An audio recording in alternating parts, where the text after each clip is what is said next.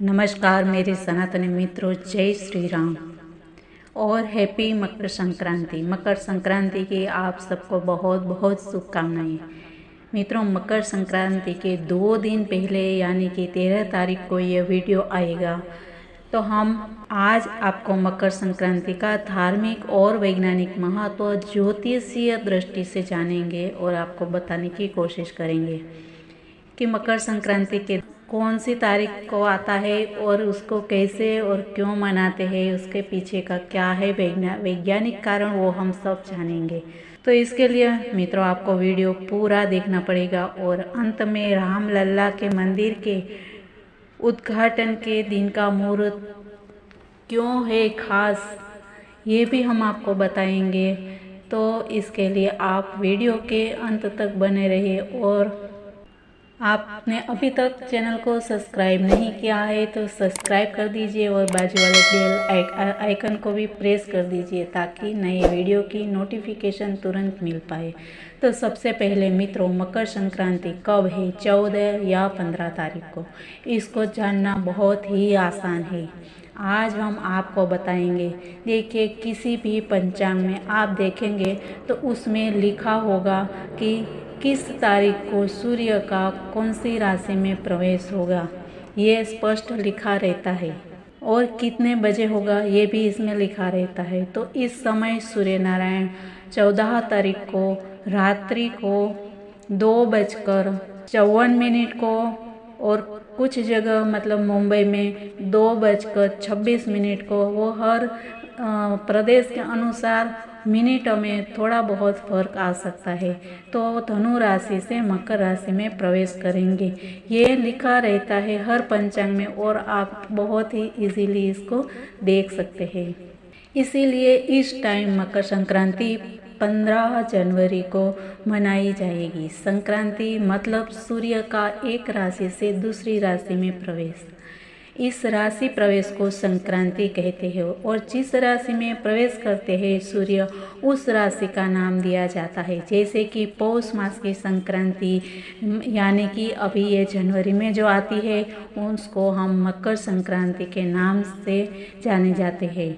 तो यह हमारे आकाश मंडल के ग्रहों की गति और उसका महत्व है। आम लोगों को मकर संक्रांति मतलब सिर्फ तिल गुड़ के पकवान खाना और पतंग उड़ाना, यही इतना ही महत्व समझते हैं। पर हमारा यह विचार हमेशा ही रहा है कि किसी भी चीज़ के पीछे का क्या है कारण और क्या है रहस्य, ये जानना बहुत ज़रूरी है।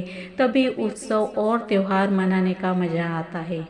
और हमारा जो सनातन धर्म है पूरा विज्ञान पर ही आधारित है, जो आज की पीढ़ी को जानना बहुत ही आवश्यक है।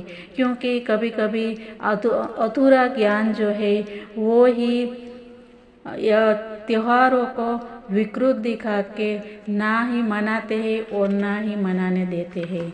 तो ये इन सब का रीज़न ये है कि सही बात जो है वो सबको पता होनी चाहिए और तभी हमारा सनातन धर्म है उसके आवाज़ जो है वो बुलंद होगी। तो हमने यह जाना कि अभी 2024 में मकर संक्रांति 15 तारीख को मनाई जाएंगी। दूसरी बात, सूर्य हर मास राशि परिवर्तन करते हैं और एक राशि में 30 दिन रहते हैं। हमारे सौर मंडल में 12 राशियां हैं और सूर्य सभी राशि में एक एक मास रहते हैं। सूर्य का जब भी मकर राशि में प्रवेश होता है तब से उत्तरायण शुरू होता है और इसको देवताओं का दिन कहा गया है। इसीलिए इस दिन किया हुआ दान, धर्म, पूजा पाठ और स्नान का बहुत ही महत्व है। उसको 100 गुना होकर वापस लौटता है। इसके साथ ही बता दें कि यह है 6 महीना उत्तरायण का बहुत शुभ माना गया है। सभी सांसारिक कार्य, विवाह आदि सभी कार्य मकर संक्रांति से शुरू हो जाते हैं। यहाँ तक कि उत्तरायण में मृत्यु होती है तो वो भी अत्यंत शुभ मानी गई है, क्योंकि ऐसा कहा जाता है कि स्वर्ग के द्वार इन दिनों खुलते हैं। तभी महाभारत काल में भीष्म पितामह को इच्छा मृत्यु का वरदान था, इसीलिए वो बाण शैया पर थे, पर उन्होंने उत्तरायण का इंतजार किया और उसके बाद ही अपने प्राणों को त्याग किया। माँ गंगा मकर संक्रांति वाले दिन ही पृथ्वी पर प्रकट हुई थी और उस गंगा जल से ही राजा भगीरथ के 60,000 पुत्रों को मोक्ष मिला था। अभी वैज्ञानिक महत्व जानते हैं। सूर्य के उत्तरायण होने से प्रकृति में बदलाव शुरू हो जाता है, इसीलिए हमारे बड़े बुजुर्ग कहते हैं कि मकर संक्रांति के बाद ठंड कम होती है, मतलब सूर्य अधिक तेज बरसते हैं, साथ ही दिन बड़े होते हैं और रात छोटी होती है। इसीलिए इस प्रकाश और ऊर्जा से भी जोड़ा जाता है और एक नई चेतना और आनंद और उत्साह का वातावरण होता है। मनुष्य प्रगति की ओर अग्रसर होता है। अंधकार कम और प्रकाश की वृद्धि के कारण मानव की शक्ति में वृद्धि होती है। पतंग उड़ाने का कारण सूर्य का प्रकाश शरीर के लिए स्वास्थ्यवर्धक और हड्डियों के लिए बेहद लाभदायक होता है। यही कारण है कि इन दिनों में पतंग उड़ाते हैं। मकर संक्रांति भारत में कई राज्यों में मनाते हैं, बस सब जगह नाम अलग अलग है। जैसे कि तमिलनाडु में पोंगल कहा जाता है, जबकि पंजाब में इसे लोहड़ी के रूप में मनाया जाता है। महाराष्ट्र में मकर संक्रांति 3 दिन तक मनाई जाती है और लोग अपने घरों को अच्छे से साफ करते हैं, नए कपड़े पहनते हैं और परिवार और दोस्तों को आमंत्रित करते हैं। इस दिन सूर्य नारायण की पूजा का अत्यंत ही महत्व है।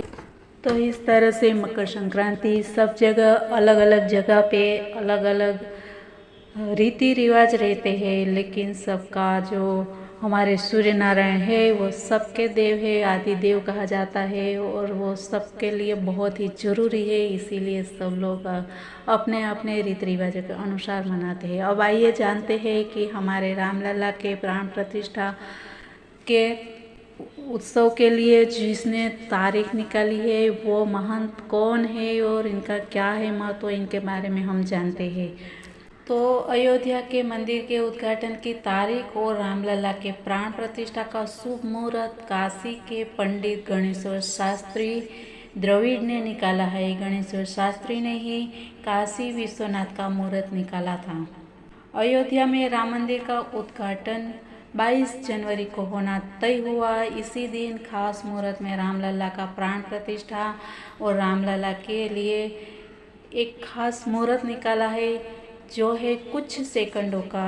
वो समझो ये इसी मुहूर्त किसी और के नहीं बल्कि उन्हीं पंडित गणेश्वर शास्त्री द्रविड़ ने निकाला है, जिन्होंने राम मंदिर के शिलान्यास को और काशी विश्वनाथ कॉरिडोर के उद्घाटन का भी मुहूर्त निकाला था। काशी में जब 13 दिसंबर की तारीख उद्घाटन के लिए शुभ मानी गई तो काफ़ी विद्वानों ने विरोध भी किया था। लोग 13 नवंबर से सहमत नहीं थे, तभी भी गणेश्वर शास्त्री ने ही सभी की शंकाओं का समाधान किया था। काशी के रामघाट इलाके में गंगा किनारे रहने वाले पंडित गणेश्वर शास्त्री मूल रूप से दक्षिण भारत से यहाँ आए थे। उनके साथ भाई पंडित विश्वेश्वर शास्त्री भी रहते हैं, वह भी प्रकांड विद्वान है। ज़्यादातर बड़े मुहूर्त दोनों भाई मिलकर ही निकालते हैं। यह ग्रह नक्षत्र चौघड़िया का पंडित गणेश्वर शास्त्री से बड़ा देश में कोई जानकार नहीं है। बड़े से बड़े मुहूर्त के धर्म संकट से निकलने का हुनर भी यह जानते हैं। यहाँ उनकी अपनी शास्त्रार्थ शाला है। उनके परदादा ने दक्षिण से यहाँ आकर इसकी शुरुआत की थी। कहते हैं कि उनके दादा जब काशी पहुँचे तो यहाँ के पंडितों ने उनकी बाकायदा परीक्षा ली थी। तब जाकर उन्हें काशी में रहने का मौका मिला था। यहाँ बच्चों को आचार्य बनने और कर्मकांड की पढ़ाई भी करवाई जाती है। लोगों की समस्या के निराकरण के लिए ज्योतिष, आयुर्वेद एवं कर्मकांड के विषय में भी वह मार्गदर्शन निस्वार्थ भाव से करते हैं। इस कार्य में द्रविड़ वंश का मुख्य योगदान रहा है। गणेश्वर शास्त्री के अनुसार 22 जनवरी सबसे बढ़िया दिन है। इसी दिन भी किसी भी मुहूर्त में दोष उत्पन्न करने वाले 5 बाण, रोग बाण, मृत्यु बाण, राजबाण, चोर बाण और अग्नि बाण का कोई प्रभाव नहीं पड़ रहा है। ये 5 बाण अपने नाम के अनुरूप प्रभाव छोड़ते हैं। 22 जनवरी को भी केवल 84 सेकंड ऐसे है जब प्राण प्रतिष्ठा अति उत्तम बताई है बाणी। तो मित्रों, ये थी आज की जानकारी। आपको ये कैसी लगी ये बताना, और अगर वीडियो पसंद आया हो तो लाइक और शेयर कर दीजिए। धन्यवाद मित्रों। जय हिंद, वंदे मातरम, भारत माता की जय।